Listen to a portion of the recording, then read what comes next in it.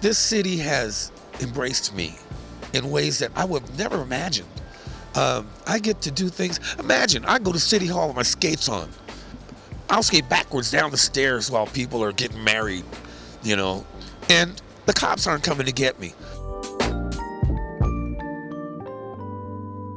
That was David Miles Jr., the godfather of skate in SF. I'm Jeff, and this is Storied San Francisco. In this podcast, David picks up where he left off in part 1. He shares the story of Skate Patrol and the founding of the Church of Eight Wheels, which started in Golden Gate Park around 1979 and didn't have a permanent physical location until 8 years ago. David says there would be no Church of Eight Wheels today without Burning Man. He tells stories from his 20-odd trips to the summer event in the Nevada desert. And we end David's episode with his thoughts on what it means to still be here in San Francisco. Here's David. It's the Skate Patrol is the reason why you can skate in the park today, because they were going to ban roller skating. And I'll never forget this. I'm sitting here. O.J. Simpson was advertising roller skates back then. Yep. They got a big picture of him and his little collar, his little afro, looking all cool. And I got some of those skates, those blue and yellow disco skates, and I'm sitting here changing the wheels on them because they're really hard wheels, hard plastics, no good. And the Kryptonic C60s were the greatest. My friend gave them to me. I'm changing the wheels, and this person with a clipboard walks up to me. This was in June, 79. And he goes, "Hey, would you like to be a volunteer on the roller patrol?" And I'm like, "Roller patrol? I don't know what you're talking about." I didn't know all that then. And so my friends that we used to come to the band show every day, I'm like, "Hey man, somebody asked me, you want to be in the Skate Patrol?" My friend Carlos, he just turned 70, he skates to this day. I say, "I don't know, are you going to be on it?" And he goes, "Yeah. If we get on the Skate Patrol, we can be in the no skating areas when our main area would be a no skating area. But if we join the Skate Patrol, we can still meet there every day and do whatever we want." I'm like, "Okay, yeah, sure, I'll do it." And it was like they had us, then they had 2 vendors from every truck bring volunteers. So it was like 60 people. And since I had military background, I put everybody in squads. You had 4 leaders, okay, four areas to patrol. You have 4 squad leaders that patrol those people, and we rotate around every week so that we're not all stuck in the same spot. And we all got, well, there was some controversy because they had another guy that was leading this thing, and he was trying to make money off of us. And there was this drunken meeting at this bar. All the skaters got together. Never have a meeting at a bar. That's just a bad idea. And so they get all lit up, and they start saying, "I don't like that guy, Dave. He messed up. We need D. He's good. He knows how to do it." I didn't even know the names of the streets around here. Nothing. I was like, no. You don't want me. And so they convinced me to do it with this other guy, Bobby. And so they kicked out the other guy, Dave, and they made me the leader. And so, like I said, I got a military background, so I made team captains. They had captains bars and all that. We always considered Church of Eight Wheels 6th Avenue skating area. We started skating in 79. Okay. And so a lot of people feel that this Church of Eight Wheels being a real movement amongst roller skaters started in 79. That's why it's 79 to forever. Who came up with the name? His name is John Childers. Okay. John Childers is a skater from, you know what? I don't know where he's from. That's okay. But he lives in Texas now. Okay. He's got a kid, and great guy. Just like I discovered skating, he discovered it. And we was calling the 6th Avenues. He is the first person that said Church of Eight Wheels as our skate area in the park. And I had a thing with MTV where they wanted to have somebody skate down the steep hills in San Francisco and break a world's record. And so I took all these, I know all the great skaters, the speed skaters, all that. I've skated from here to LA with them and stuff like that.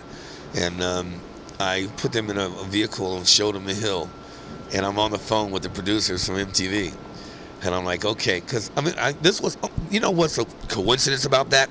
It was on that same exact street that my in-law aunt lived on, Bowdoin.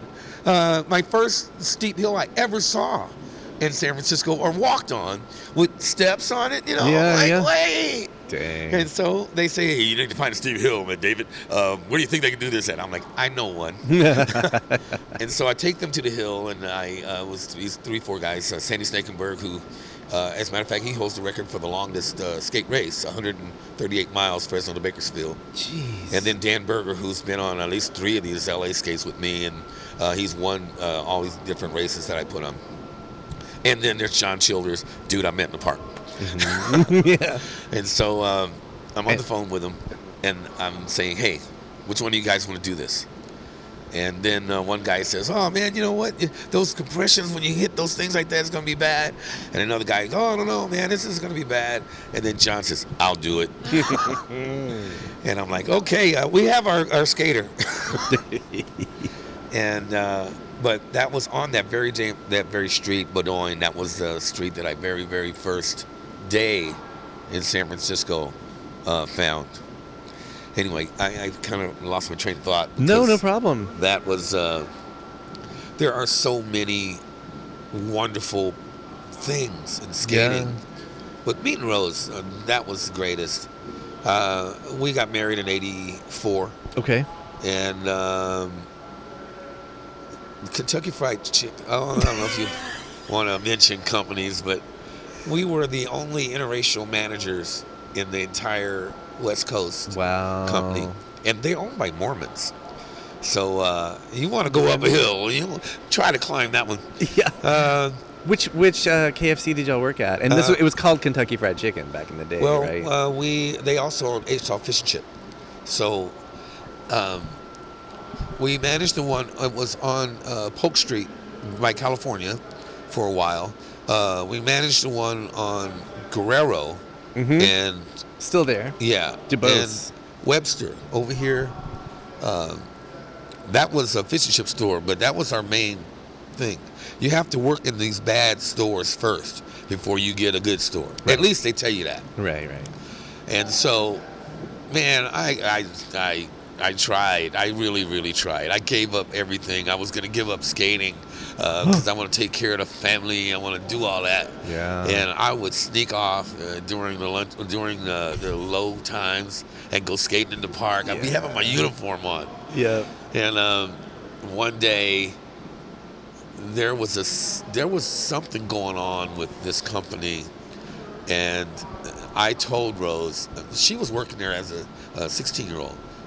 And, you know, she had a relationship with the district managers and all the stuff that they, you know, it seemed like that they were her friends.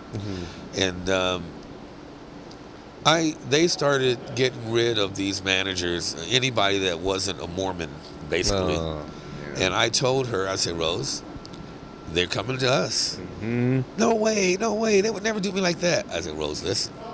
They took this one guy who was like the second largest stockholder in the company. They came into a store one day and says, hey, you're an alcoholic. You can't work here anymore. You can't take any records home. You need to leave now. He had worked there all his life. Dang. You know. And then there was another black manager in Pinole area. They came to him about a week later and says, you've been stealing money, and we can prove it. I said, Rose, look, they're coming to us next. Purging, yeah. She says, no way. I said, I tell you what, let's take our records home today. Yeah. You know, now we can prove everything, you know. That very next day, they came by. Dang. They don't know why I was laughing. They thought I was being smart aleck. And I'm telling you, we worked so hard. You know, they have all these things incentives for you to work hard. They have this mystery shopper guy comes by, checks your food, temperature probes, all of that. Your service, is it good? The place, is it clean? 13, 14 times in a row, we got perfect score. That's the measurement to see if you can do bigger store. Your food costs, your labor costs, especially your labor costs. You get that low because you work, not them. You work hard. You don't have to pay them. You want another scale of pay. So you do that so you can have that 10% labor cost instead of more. The food, you basically cheat your customers so that you don't give them as much food, but you charge them the same because your food costs down, your profit up. We did all that, and I'm like, shh. So I told her, look, it won't be the greatest living, okay? You ain't gonna be buying new cars and all that, but I think I can make it on this roller skating thing, And she says, look, whatever you do, whatever you got to do, I got you. Whatever you need, you go out there. As long as the lights are on, bills are paid, you just go out there. I started doing skate lessons in the park. Okay. When was that? That was... After 84, right?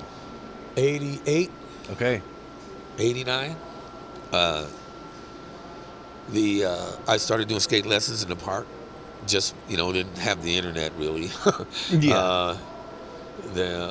I was doing like 60. I know what they had then. They had the learning annex. Oh, yeah. I had a class learning annex, but they rip you off, but they promote you so you can get private lessons after that. And I was doing like 60 people a week, and it was great. And then so you kept the lights on. Yeah. Nice. We were chugging along, having kids. I was gonna say y'all had how many kids? 3. Okay. But the first one, Melanie, that was really hard. The first one's always hard. The first kid's always hard. The second kid, You've done it it's before. easy. But the third kid, I pity the third kid. Yeah. Now you just throw them anywhere. Oh yeah, they'll be fine. I'm a third kid. We're well adjusted typically because of that. Yeah, as his hand starts trembling. But the kids are great. My kids are all champion skaters, even little kids. I think my daughter Melanie was 5 when she was on the news, and she was doing a skate thing on Channel 7, I believe it is. And they asked her, how long have you been skating? She says, I think about 12 years, because she would hear me say that. Yeah, that's awesome. And then as they even grew older, there was the Red Bull Great Skate. I've been doing skating events. I would do the races. I would do 100 meter, 300 meter, 500 meter races. I wanted skating to be in the Olympics, and then I could, generate Olympic level skaters and all this kind of stuff. I have these big dreams. And so Red Bull, they came up in '98 with a national skate competition. And this is now, we would have went from roller skates being the greatest thing in the world to nothing. I'm saying it's like the disco, they ran tractors over the records at the baseball game. Yeah. Roller skating went down, and then rollerblades came out in in '88. When the rollerblades first came out, I was like, nobody wants these. Yeah. What are you thinking? Yeah. It became the biggest thing again, all international. And so as '98, well, I was doing skate events all the way in the '80s, all the way up until then. Just every year, something. I'm head of the skate patrol and all that. And so Red Bull came out with this competition where you win thousands of dollars. And so my daughter Melanie, she was their first national champion. Wow. And the next year they did it. My daughter Tiffany beat Melanie by 1 point. But there was another girl that came from indoor skating that won the whole competition. She beat Melanie by 5 points. And this was like a 450 points that you can score. It was really close. And my son David, he wasn't even trying. They had a spot left open at the finals in Venice Beach. And so they had a skate off. Anybody want to join the skate off can skate for this position. And he entered, and he won it. And so in the finals... 3 little champions. Oh, yeah. Dang. And the finals, out of the 20 finalists, he came in 7th. And like I said, he was just there, Yeah. Oh, we have the family champion, Melanie. Then you have Tiffany, who's always trying to beat Melanie. Yeah. And then you have David, who knows? He doesn't care. He just shows up. It's been great. It's almost like a fairy tale in a way, where the kids grow up and they love the skating. Yeah. They love it like I love it. Yeah. My son is he got a scholarship to San Jose State, and right now he helps kids in high school, underprivileged kids that would never go to college. He helps them to get the grades to make it to where they can go to college. And I really don't want him to quit his job. Yeah. I admire what he's doing. Yeah. What's he doing? I want to be like my dad. He created the Golden Gate Park Friday Night Skate during the pandemic. Oh yeah. It was rated one of San Francisco's #1 photos of the year of 2020. The events that I do, he handles the back and Tiffany handles the front. He handles the building, making sure everything is right. My daughter Tiffany handles the skate rentals, the crew, and who comes. And me, I can't help but work. I know that they don't want me to, but I have to sneak around to work because they want to show that they can handle it all. And I'm like, okay, but I take on a lot. I really was, like I said, it's me and Rose against the world. Yeah. Rose handles the front, I handle the back. Now the kids are doing that, even here. Two things that I want to know is when did you get this place, and then your connection with Burning Man? 'Cause I know that's a big thing. Oh, Burning Man's close to my heart. Let's talk about this first. Sure. The Church of Eight Wheels that you see and know now. That we're recording on right now. Yeah, that we're here. This was a one-night party. That's it. It was never meant to be more than that. Yeah. It's basically a testament to the energy that is generated with this whole roller skating scene. I am always asking people, hey, can we have a skate party here? Hey, can we come skate in your building? The cell space was great. I remember that. S-Con now. Over in the Mission? Yeah. Right? Yeah. And the women's building, they let us have their place for once a month. And so I found out about this owner because he plays underwater hockey. And Underwater hockey. I know, huh? Sure. But hey, it's just as, it's to some people, it's like roller skating, huh? Right, yeah, exactly. So I asked him if we could have a skate party here one night. It didn't look like this, though. Right. Oh, it was a mess. Yeah. First of all, I've never been in hardly many Catholic churches, and not everybody has these knee things that you kneel on. And they were all stacked up here. It was 8 years of dust on the ground. There was no bathrooms, no running water. We had to have portable toilets put in here. But it was a great party. And people came. I had see, that's the trip about this Church of Eight Wheels. I took a rope light and made an 8. You know. Yep. And that Figure was 8. But yeah, that was in the DJ booth. And so the owner came to make sure he wasn't burning the building up. Right. And he says, "Wow, you know what? This is pretty cool." And I say, "You like it?" And he goes, "Yeah, I like this." I say, "Well, how about, can we do it like once a week?" And this is what he always says. "Well, let's try it out and see how it goes. And then, you know, we'll see." And so we started doing once a week. But I was still doing Cell Space and other places, Redwood City Rink. And I had another party here. He came by and he says, "Wow, you know, this is really great." And I'm like, "How about this? Can I take all this other stuff I'm doing and just combine it into here?" And he says, "Well, let's try it out and see how it goes." And that was 8 years ago. Okay. We're in our 8th year now. And awesome. It's Best of the Bay and everything. And we're not even trying. We simply are.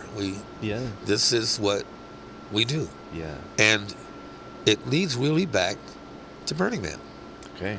Because Burning Man let me really be me in a way that never before have I even attempted to do.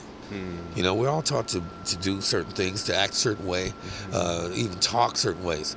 You know, we're all, you know, taught that from birth on. But I got to tell you, Burning Man to me is the example of the way things really should be. Yeah, I know the gifting thing and all that is kind of not practical as far as society and all that, so you're going to have something, but I have never been to anything that matched my life as Burning Man, because I accept you for you. Okay, you got a San Francisco Giants hat on. What about those Royals? Yeah. Didn't work out in 14. Did not work out. But But the next year. who cares? Yeah, it doesn't matter. Who cares? Yep. This is, for Burning Man, for me, it has let me see a whole nother way of how to do things, you know, how to live, how to accept people, how to do what you need to do in this world. But do it on your terms. And do it where it doesn't hurt anybody, and it takes into consideration your point of view and your feelings. You know, it is a lot of people now go to Burning Man and they want to, you know, wear their fancy clothes and lights and stuff like that. Ain't nothing wrong with that. But it's so much more to it than that. And you'll never know that without going there. Right. And even the sparkle ponies and all that get that when they get there. And if you're in my camp, you're going to get that or get out. Oh. We do not play. Yeah. I have my own private little group called Long Riders. The Long Riders. That's who we are. Yeah. Think of us as the Hells Angels doing security at the concert. Oh. Okay. Because Critical Tits, people, they act like they've never seen breasts before. They hit themselves in the head with a hammer, go, oh my God, oh my God. And like, it's like somebody has to step up and say, hey, put your camera down. You know, hey, leave them alone. You know, just sit and enjoy it. Be in the moment. And so we were asked to do this by the people who run Critical Tits. Okay. And so I went to my friends, and we all wear these long coats, you know, it's like in the Western days. Like your Yeah, logo. exactly. Yeah. And like, well, we did it. Awesome. And now, see, at first though, it was an all black thing because there's like 5 black people at Burning Man at that time. Right. And I was, you know, I love everybody as long as you cool. You know, people with attitudes, they need to stay away. But I had to tell them, nah, man, we can't do it that way. You have to be inclusive to everybody. Just make it an attitude. We are the Long Riders. You know, we don't take no crap off of people, but, you know, we are the nicest people you're ever going to meet. And so the first guy, oh my God, I'm looking at his face. Oh, you have to have a Long Rider coat. Rose hates sewing. She hates sewing because her mom was a seamstress in the Chinatown where it's almost like slavery. And she just hated it. But this guy was our first person. Oh, wait a minute. Emil was the first person. Jewish guy. He was the first non-black Long Rider. Okay. How's that? Okay. But all that race stuff got to go. There's no place for it, especially at Burning Man. Yeah. And so. And how long you been going? You said about 20 years? 19 times I've been there. Okay. But 20 times. Yeah. You know, and I will definitely be there now. I respect the people that run Burning Man. I know that a lot of people went for a Renegade Burn, which is cool. Nothing wrong with it. It's just that the people that work for Burning Man work very hard. Yeah. And if you think it's easy, it's not. Yeah. I always say in San Francisco, if they like you, you're in. All you got to do is be a decent person. You know, treat people right. Yep. You know, and they will help you. And, you know, at Burning Man, man, I built the floor all by myself one year. Oh, wow. You know, one board at a time. And people saw me doing it. And I'm not really looking at what you're doing. I'm concentrating on what I've got going on. Pretty soon I see a band start forming. People coming by going, hey, you need a mask? Hey, hydrate. You know, drink water here. And then they started playing music. The one guy has a tuba with flames coming out of the tuba. Yes. And I'm building a ring floor. And I'm like, this is just so cool. Amazing, yeah. They didn't know who I was. They cared about me. You know, I want that for everybody. And at the burn, you know, my kids, you look on my my Facebook, and you'll see me and my son, my daughter. This is how Burning Man is. My son's been 6 times. My daughter's been 5 times. And, you know, I've been 19 times. And, like, I'm already setting them up to take over all of that, to carry it on. And not just, I mean, if you saw what we did in Oakland with the roller rink, I want to do that same with my camp. We started off, the roller disco started off, I didn't create it.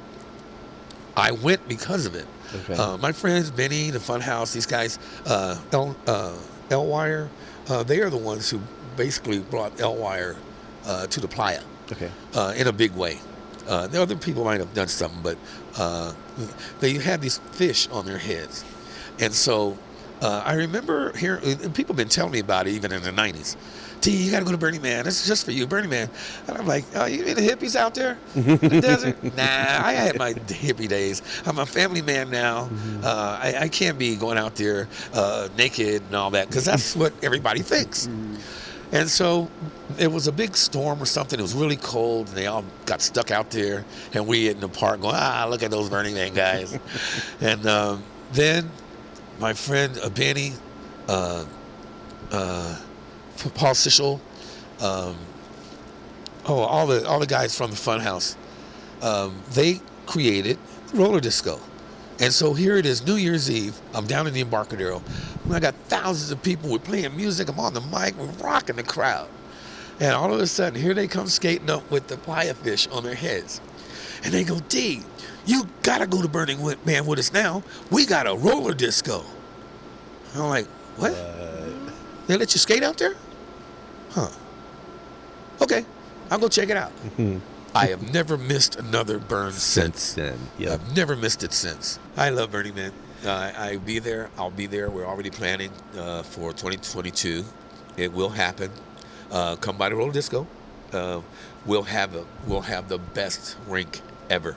Awesome. Even better than the Tron when I did with the Recognizer. Ooh, that sounds fun.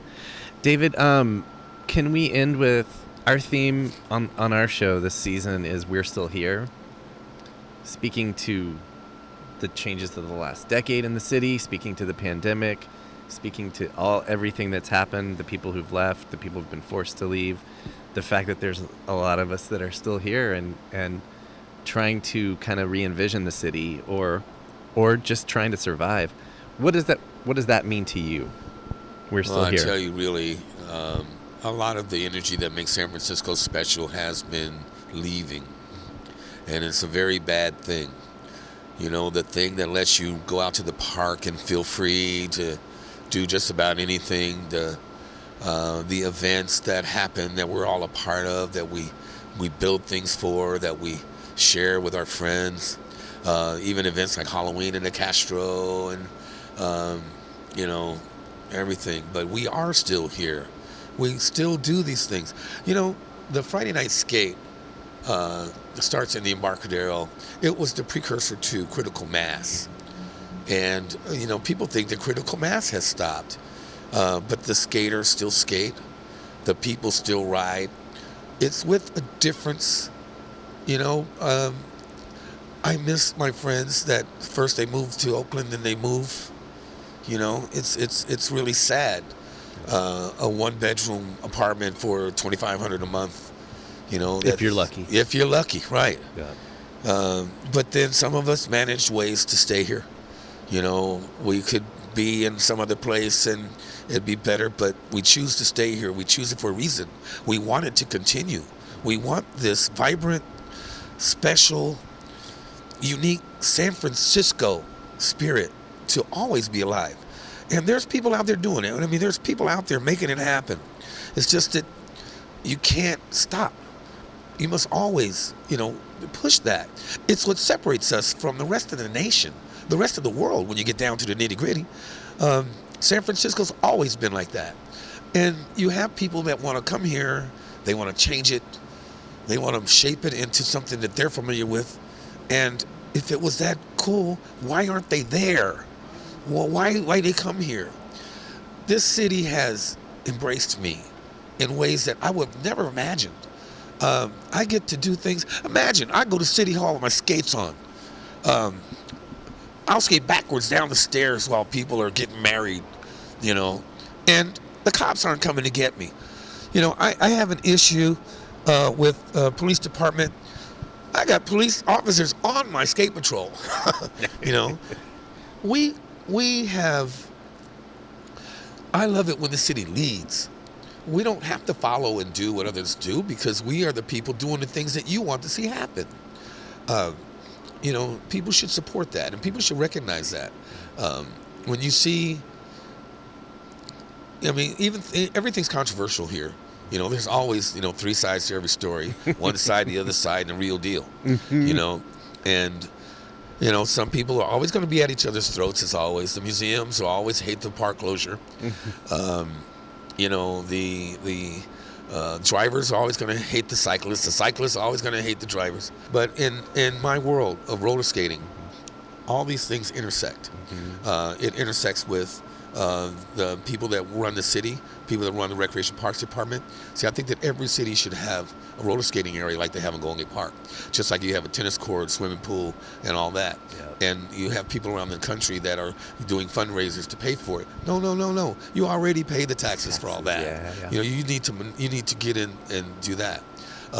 And Burning Man, it's a part of San Francisco. You see Burning Man art and things everywhere. So maintaining that which makes us special, that which makes us happy, that which makes San Francisco such a great place for people to want to live. That's why it costs so much. We do these things. We have this. It must continue. And the only way that's going to happen is that the people who are involved in that get to stay here. And that's like with Pier 70, with other different projects that's going around. These are the things that they're doing. And I endorse all that stuff. I am often asked about issues that affect people when they're voting and stuff like that. Here at the Church of Eight Wheels, we're roller skating now, but this used to be the place where the Black Panthers gave out free food to the people in the neighborhood. Right. This is the place where people that have been running for supervisors and offices launch their campaigns. Yep. And so I interact with them. I am not, like I said, I'm not a hero worshiper, but if I need to get the job done, and if I feel like there's something that needs to be addressed or something like that, I am in a position to be able to do that, to either satisfy something that I'm doing or to help others that feel like they can't. And this is something that I've always been about. This is something that Burning Man has helped to get me to understand more about my responsibility to others. And as long as I can continue doing it, this is where I'm going to be. This is what I'm going to do. And I'm the luckiest person who never won a lottery, because if I did win a lottery, I'd buy an old church or something, maybe turn it into a roller rink, and have a funky good time.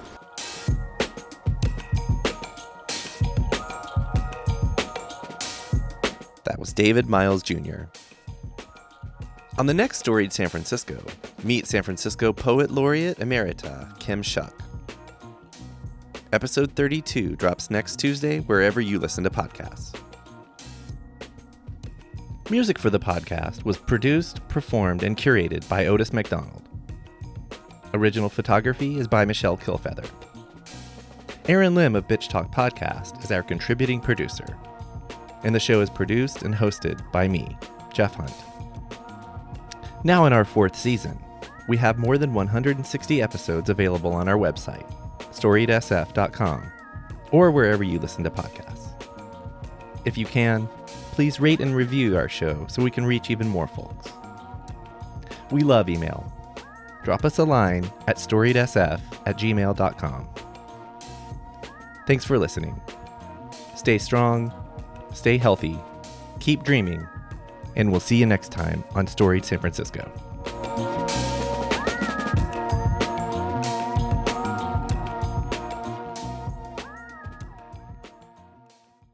This podcast is a proud member of the BFF.FM podcast network. Learn more at podcasts.bff.fm. BFF.FM, best frequencies forever.